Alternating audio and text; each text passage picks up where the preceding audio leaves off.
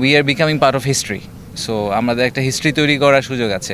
আমরা সব সময় বলি যে বাংলাদেশের কিন্তু প্রায় 50% পপুলেশন হচ্ছে গিয়ে 25 বছরের নিচে বয়স, তাই না? সো এটা এত ইউনিক, আপনি পৃথিবীর আর কোনো দেশে এই পপুলেশন পাবেন না।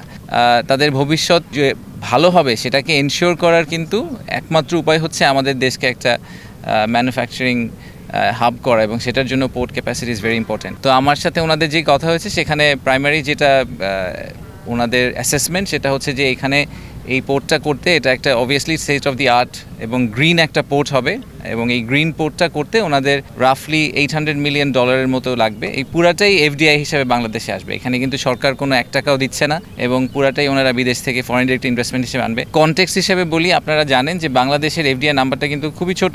আমাদের যেটা জেনুইন ট্রু এফডিআই যেটাকে আমরা বলি যে একুইটি হিসেবে যে নাম্বারটা ঢোকে, সেই নাম্বারটা কিন্তু প্রতি বছরই আমাদের 400, 500, 600, 700 মিলিয়নের বেশি আসে না। তো এই একটা প্রজেক্টে যদি আমাদের $800 মিলিয়ন এফডিআই আসে এবং এপিএম এর মতো একটা ভালো কোম্পানি থেকে, সেটা আমাদের দেশের ইকোনমির জন্য এবং ওভারঅল আমাদের ফাইন্যান্সিয়াল হেলথের জন্য is very very crucial. So আমরা এই জন্য সরকার থেকে চেষ্টা করছি যে আমাদের লং টার্ম ভিশন বা অ্যাম্বিশনের সাথে এটা aligned. At the same time এই কোম্পানিটা গ্লোবালি খুবই ওয়েল রেপুটেড, তাদের অপারেশনাল এক্সপিরিয়েন্সও খুব ভালো। তারা ওই নলেজটা নিয়ে আসবে, তারা গ্রিন পোর্টের কনসেপ্ট নিয়ে আসবে বাংলাদেশে, এবং আমাদের আশা হচ্ছে যে এর মাধ্যমে অনেক মানুষের কর্মসংস্থান হবে, এবং অ্যাট দ্য সেম টাইম আমাদের যে ওভারঅল এফডিআই নাম্বারটা, সেই নাম্বারটাতে একটা সিগনিফিক্যান্ট স্পাইক হবে।